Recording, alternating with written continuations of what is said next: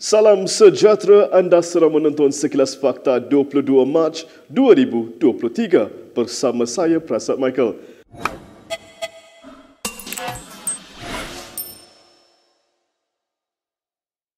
Lim Guan Eng memberi amaran kepada Muhyiddin Yassin supaya tidak membuat kempen berbau perkauman seperti dakwaan fitnah yang dikaitkan terhadapnya. Guan Eng berkata laporan polis terhadap Muhyiddin bertujuan mengelak perkara itu dijadikan bahan kempen bagi 6 PRN akan datang. Oleh sebab itu hari ini saya akan buat laporan. Yang pertama, kerana beliau telah buat satu fitnah jahat terhadap saya, iaitu fitnah jenayah. Di mana saya meminta polis siasat di bawah Seksyen 499 Kanun Keseksaan. Dan pada masa yang sama, kerana beliau berusaha untuk mainkan sentimen yang boleh membangkitkan pecah keamanan. Pecah keamanan di bawah Seksyen 504 Kanun Keseksaan dengan membuat fitnah terhadap saya dan juga menyebabkan khianat awam di bawah Seksyen 505 Kanun Keseksaan. Dan saya harap bahawa beliau bolehlah menghadapi tindakan jenayah seperti yang saya sebut. No, that's why we have to stop this. If we do not stop this, they will use it in the next state elections. I think that is very dangerous, extremely dangerous, and this is something that we must stop. You want to campaign, please campaign based on facts. Don't be like Donald Trump. Campaign based on lies. And that's why we hope that at least run a clean campaign, run a positive campaign, not one based on lies, hate and fear. Pada 9 Mac lalu, Muhyiddin menuduh Guan Eng ketika menjadi Menteri Kewangan telah membatalkan status pengecualian cukai Yayasan Al-Bukhari. Muhyiddin membuat dakwaan itu selepas diarahkan oleh SPRM supaya hadir ke ibu pejabat untuk dirakamkan kenyataannya. Antara isu yang dibangkitkan SPRM ialah rayuan terhadap pembatalan pengecualian cukai yang diberikan kepada Yayasan Al-Bukhari. Acara pembukaan sebuah kelab malam yang menampilkan Thai Hot Guy dibatalkan susulan amaran keras pihak polis dan bantahan pelbagai pihak. Ketua Polis Daerah Wang Semaju Superintenden Azhari Abu Samah berkata, polis telah memberikan amaran keras kepada penganjur dalam satu pertemuan. Menurut Asyari, pihak penganjur dan pengurusan akur untuk membatalkan program tersebut dan tiada sebarang program atau aktiviti yang tular sebelum ini akan diadakan. Bagaimanapun, katanya polis akan membuat pemantauan berterusan ke atas premis tersebut dan akan mengambil tindakan tegas sekiranya berlaku pelanggaran undang-undang. Sementara itu, Asyari mendedahkan setakat pukul 4 petang hari ini, polis menerima 60 laporan yang membantah penganjuran program berkenaan. Pihak polis turut menasihatkan orang ramai supaya tidak menjalankan apa-apa aktiviti yang melanggar undang-undang sehingga menggugat ketenteraman awam. Pada Ahad lalu, sebuah kelab menyiarkan poster pelancarannya dalam media sosial menampilkan persembahan oleh pelayan lelaki berbadan sasa berpakaian wanita dikenali sebagai Thai Hot Guy sekaligus mengundang reaksi negatif orang ramai. Acara itu dikatakan akan diadakan pada 30 Mac di Privasi Club Tun Razak, Kuala Lumpur. Berita seterusnya, UMNO hari ini melantik bekas Ketua Pemuda Parti Ashraf Wajdi Dusuki sebagai Setiausaha Agung barunya menggantikan Ahmad Mazlan. Menteri di Jabatan Perdana Menteri Azalina Othman pula kini diberi kepercayaan menjadi Ketua Penerangan. Dan untuk itu saya ingin berkongsi dengan rakan-rakan media bahawa beberapa pelantikan telah saya lakukan. Antaranya Datuk Dr. Ashraf Wajdi Dusuki sebagai Setiausaha Agung, Datuk Seri Utama Tengku Aliran Tengku Mansur dikekalkan sebagai Bendahari Agung, Yang Berhormat Datuk Seri Azalina Osman Said sebagai Ketua Penerangan UMNO Malaysia. Ahli-ahli majlis tertinggi yang dilantik, Tan Sri Shahizah Abdul Jalil, dan beliau juga memegang jawatan sebagai pengurusi majlis atau kaunsil hal ehwal wanita dan keluarga. Khairi Jamaluddin percaya walaupun Najib Razak sedang menjalani hukuman penjara, bekas Presiden UMNO itu masih mempunyai pengaruh yang kuat dalam menentukan masa depan parti itu. Menurut bekas Ketua Pemuda UMNO, ia terbukti apabila ramai ahli MKT Parti yang menang pada pilihan adalah penyokong tegar Najib. Tapi kalau kita tengok betul-betul, Datuk Zahid memang kuat, tetapi kalau kita tengok in detail ya, kepada just contoh kepada MT ni, saya nampak ramai yang actually sebenarnya adalah penyokong tegar bosku, Datuk Seri Najib.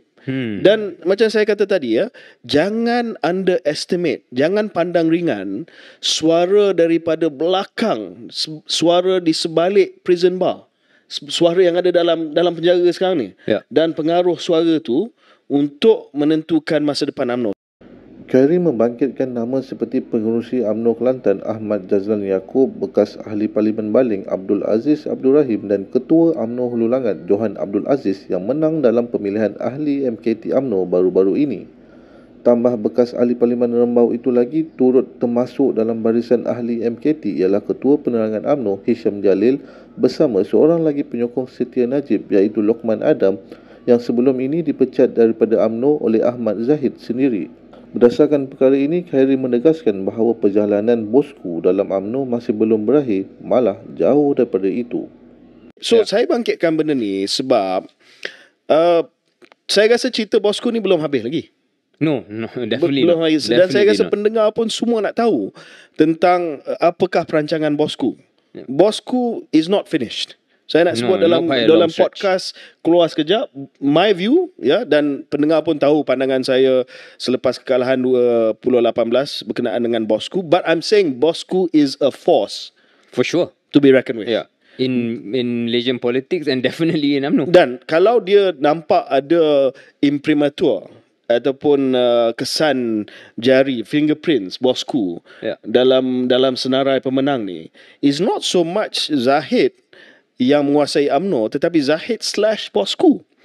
Dan mesti ada harapan di kalangan orang kuat bosku bahawa sesuatu mesti dibuat oleh Zahid dan juga mungkin by extension kerajaan yang sedia ada berkenaan dengan bosku. That's why saya kata cerita bosku ni belum selesai.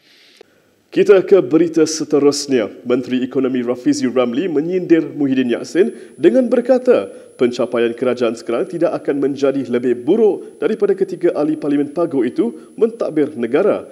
Ia selepas Muhyiddin mencadangkan agar kerajaan menyediakan pakej rangsangan ekonomi dan peruntukan RM100 bilion hingga RM200 bilion di dalamnya.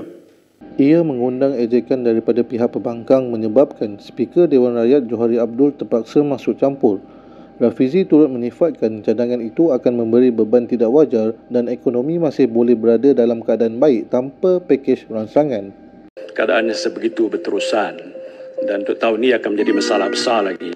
Apakah tidak ada langkah segera seperti yang kita pernah buat di zaman Perikatan Nasional, pakej rangsangan bersasar?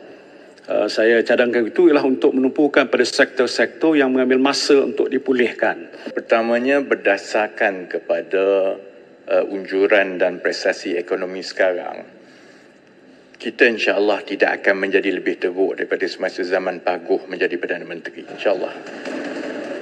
Kerana kalau berdasarkan kepada dengarlah, tengok tu. Paguh tanya, menteri jawab lah. Dan menteri jawab bertanya berdasarkan kepada data-data kerajaan yang ada. Kalau lihat kepada saiz keluaran dalam negara kasar kita sekarang yang dipertua, semua sektor telah pulih kecuali satu saja, iaitu pertanian. Jadi kalau Paguh mengatakan bahawa keadaan pada tahun ini akan menjadi lebih teruk daripada sebelum ini, data-data ekonomi yang ada itu tidak menyokong apa yang disebut oleh Paguh. Yang keduanya, walaupun Paguh mengatakan kerajaan boleh memperuntukkan 200-300 bilion, kita juga sedar bahawa kami terpaksa mewarisi satu bebanan hutang yang besar, Paguh. Tanpa menyebut nama Anwar Ibrahim, bekas Perdana Menteri Dr. Mahathir Mohamad berkata, pemimpin kerajaanlah yang sepatutnya ditangkap kerana menghasut. Katanya jika kerajaan gagal mencari jalan penyelesaian masalah dihadapi orang Melayu, ia boleh dianggap sedang mempromosikan kemiskinan di kalangan masyarakat tersebut. Dalam satu kenyataannya di media sosial, sikap memihak untuk menekan orang Melayu tambah bekas Perdana Menteri itu merupakan manifestasi rasisme kerajaan. Sikap tersebut katanya bersifat menghasut dan mencanggah dengan perlembagaan negara. Hantaran itu jelas menjadi reaksi Mahathir terhadap bekas ahli Parlimen Padang Rengas Nazril Aziz yang mahu ahli politik berusia 97 tahun terbabit diambil tindakan mengikut akta hasutan semalam. Kata Nazril, apa yang dilakukan Mahathir sekarang jelas mahu menghasut rakyat supaya membenci kerajaan. Jelas Nazril lagi, kerajaan tidak perlu takut untuk mengambil tindakan terhadap Mahathir walaupun dia adalah bekas Perdana Menteri. Berikut beberapa lagi ringkasan berita untuk hari ini.